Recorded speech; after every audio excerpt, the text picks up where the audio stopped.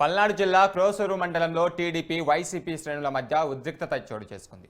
పెదకూరుపాడు నియోజకవర్గంలో అవినీతిపై మీడియా సమావేశానికి వెళ్తున్న టీడీపీ నేత కంచేటి సాయిని బెల్లంకొండ రోడ్డు వద్ద పోలీసులు అడ్డుకున్నారు. కంచేటి సాయి అనుచరుడు అయిన కంబపాటి రాము కన్సల్టెన్సీ ఆఫీసును వైసీపీ నేతలు ధ్వంసం చేశారు.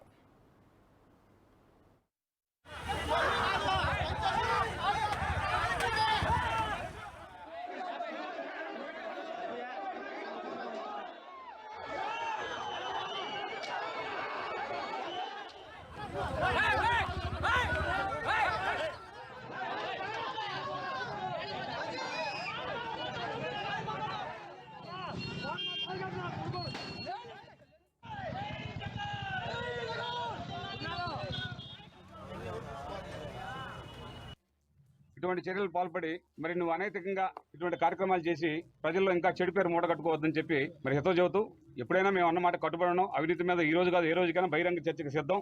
మేము కానీ మా నాయకుడు కొమ్మలపాటి శ్రీధర్ గారు కానీ దానికి ఎప్పుడైనా సరే నువ్వు సిద్ధంగా ఉంటే ఒక తేదీ ప్రకటించు, మేము సిద్ధంగా ఉంటాం. ఏ రోజైనా సరే మేము మాట్లాడుతున్న అవినీతి గురించే.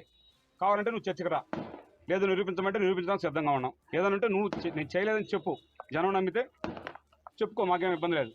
కానీ జరిగింది చెప్పడం కోసమే మేము ఈ ప్రెస్ మీట్ కూడా ఏర్పాటు జరిగింది. అందుకని మేము ఆయన తిరగటానికి కాదు, ఇంకొక ఆయన పొగటానికి కాదు, కేవలంగా నియోజకవర్గ ప్రజలకు వాస్తవాలు చెబుదామని చెప్పి మేము ఈ కార్యక్రమం ఏర్పాటు చేద్దామని పిలిపించాం.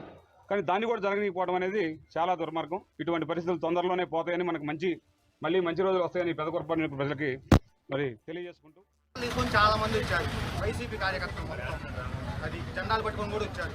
కర్రలు బాదులు అన్నీ తీసుకొని వచ్చి పగలు కొట్టారు. నా బండి కూడా బాధపడ్డారు. బండి నాదని చెప్పినా ఏం లేదు, నన్ను కూడా రెండు చెప్పలేసాడు. నేను కాదని చెప్పినా కానీ ఇది నాకు ఎంత అయింది కూడా.